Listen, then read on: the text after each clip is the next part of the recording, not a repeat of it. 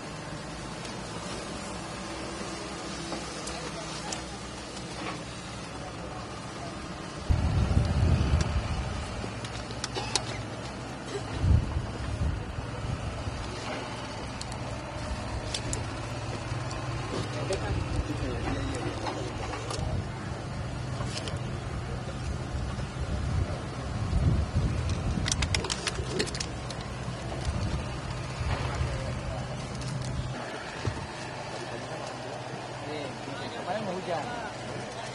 Tadi pakai hati lebih hari.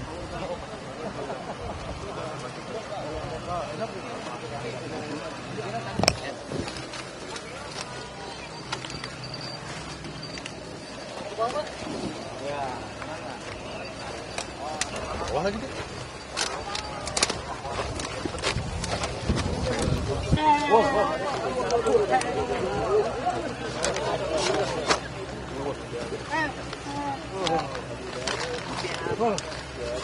Aman. Kayaknya langsung lewat situ deh bang. Orang motor langsung lewat situ.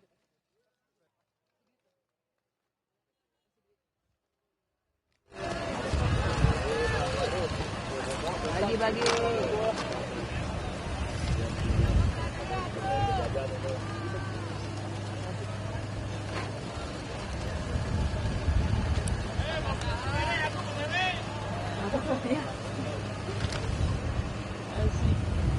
Isi berapa tuh? Siapin kantong.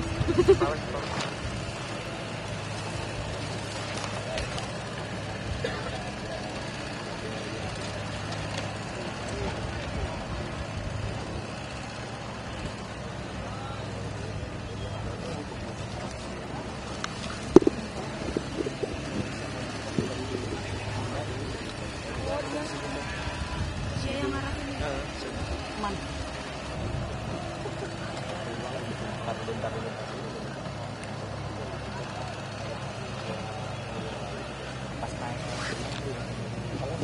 Kalau naik ke sini.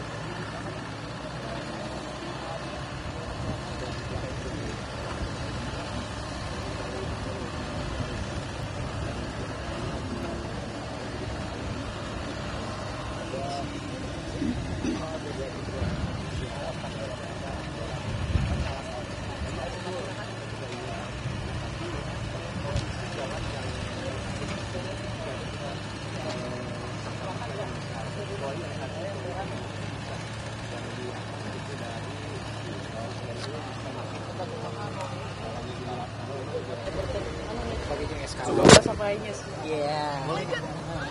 Sebentar dulu. Lagi rekrutmen. Ini juga lagi nyari nih mau. Oh, mana? Gimana deh?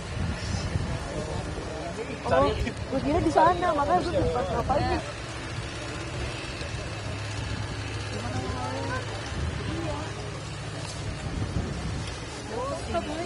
Apa? Boleh. Serius? Boleh. Ya. Kang Deddy TV Kang, sedikit Kang. Ada udah. Belum Kang, sedikit. TV belum pusat belum. Pala. Ini tanggapan enggak? Ayo. Gimana? Ayo. Kang, terkait dengan Sabar. Tenang. Ayo gimana? terkait dengan mekanisme pemberian bantuan 10 juta kepada masyarakat seperti apa?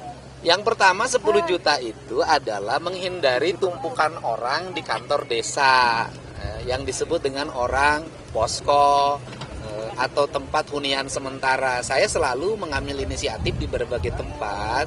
Setiap ada bencana yang terukur jumlah orangnya, daripada ngumpul, berebut toilet, mengalami stres, lebih baik mereka cari kontrakan atau tinggal di rumah keluarganya dan bekalnya kita cukupi untuk 2 bulan. Maka hitungannya 10 juta untuk biaya mereka 2 bulan. Walaupun kalau ukuran di sini 10 juta itu bisa untuk 4 bulan.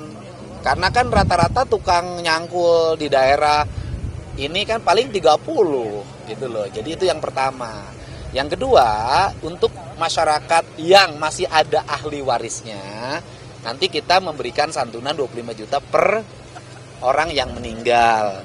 Dan 23 orang yang gugur sebagai kesatuan marinir juga akan kita berikan yang sama. Kemudian yang berikutnya setelah itu kita akan segera mencari tanah yang aman untuk dibangun rumah-rumah baru sebanyak 34 unit rumah. Saya cenderungnya bangun 40 karena kebiasaan saya bangunnya 40 bukan 34. Nanti dibangun yang desainnya atau konstruksinya disesuaikan dengan daerah pegunungan. Nah, itu yang akan kita lakukan. Jadi untuk itu, untuk keluarga korban yang masih ada, untuk tenang aja, pemerintah provinsi menyiapkan berbagai fasilitas yang akan segera direalisasikan. Untuk tempatnya sendiri sudah ada belum, Pak Kang Deddy? Ya, nanti kita bicara dengan camat, dengan kepala desa, dengan bupati, di titik mana yang kita mungkinkan membangun rumah untuk warga. Yang aman loh, nggak boleh lagi di areal perbukitan, nggak boleh lagi di areal dengan bukit dengan kemiringan yang sangat curam, nggak boleh. Berarti lahan ini nanti akan difokuskan menjadi Kita apa? akan dihutankan. Akan dihijaukan, nanti tanaman vegetasi di sini dan tanaman bambu. Karena di sini bambu cukup kuat untuk menjaga kestabilan tanah. Pak, terkait dengan ini kan tempatnya memang katanya dulu ini salah satu penghasil sayur. Apakah ada opsi Pak untuk tambahan pekerjaan warga? Opsinya adalah untuk daerah yang ini tanahnya milik perhutani, kami akan menghutankan. Tetapi proses menghutankannya tidak akan mengganggu penghasilan warga. Jadi warga penggarap hutannya itu nanti dikasih pohon yang harus ditanam. 1 bambu, 2 tanaman hutan, ketiga tanaman kebun. Ya kan, tanaman buah. Selama proses tanaman itu tumbuh kurang lebih 4 tahun mereka sampai kokoh, mereka mendapat upah harian sebagai pekerja. Biasanya upah hariannya standar di kita, di daerah yang dekat kampung itu 50.000. Kalau sangat jauh dari kampung, misalnya sampai ke puncak gunung harus jalan, dia nanamnya itu bisa sampai 100.000 per hari. Nanti tergantung wilayah. Bapak, kalau misalnya warga yang ada di sini yang rumahnya tidak terdampak, tapi kan ikut mengungsi juga, itu dapat santunan juga, terus nanti bagaimana ke depan? Kemarin yang rewas gitu kan, atau yang terkejut karena faktor bencana ini, kami sudah berikan uang 1 juta untuk mereka kembali. Nah, kalau mereka masih hari ini masih numpuk, sesungguhnya daerah-daerah yang tidak rawan, saya sudah cek ke kepala desanya, tapi memang senang numpuk. Kan gitu loh. Kita sudah ngasih ongkos loh. 134 kepala keluarga yang kemarin tinggal di kantor desa, kita sudah memberikan uang 1 juta untuk kembali ke rumah. Kan mereka bukan wilayah yang terdampak bencana. Berarti ini sudah dipastikan kalau misalnya yang di belakang ini zonanya aman begitu Pak? Ya kalau yang sebelah sana aman. Yang sebelah sana aman. Ya kalau daerah yang tidak aman sementara di sini, dan ada 1 desa lagi yang kita identifikasi sebagai daerah tidak aman. Nah itu yang desa itu akan kita minta bareng nanti Pak Kapolres untuk memberitahukan kepada masyarakat untuk sementara waktu pindah dulu, dibanding nanti mereka cemas ketika tidur, ada hujan, ada petir keluar rumah, ada hujan, ada petir keluar rumah, kan kemudian itu juga berbahaya. Selain itu juga kita hari ini harus menyampaikan, kan ada 2 anggota Babin Kaptipmas dan Polres Cimahi ya, Polres Cimahi sama Bandung Barat itu kan gabung satu Polres. Itu juga bagian yang kami sudah bertemu dengan keluarganya, kami juga sudah menyampaikan ucapan duka dan termasuk anak-anaknya menjadi anak asuh saya sampai kuliah. Karena saya itu termasuk dekat dengan Babin Kaptipmas di mana-mana. Jadi ketika dengar saya temuin. Nah, ini juga bagian dari korban bencana. Cuman mereka yang berdua ini adalah bencananya adalah kecelakaan menuju tempat bencana.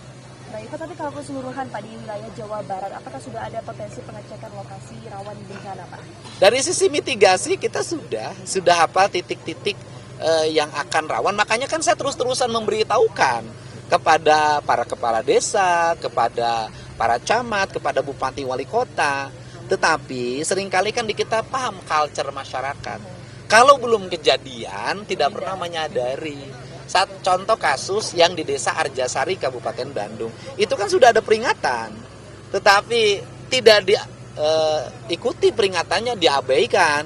Dia tetap tinggal di situ dan akhirnya kan kalau nggak salah 2 orang tidak bisa ditemukan. Oke, terima kasih Kang.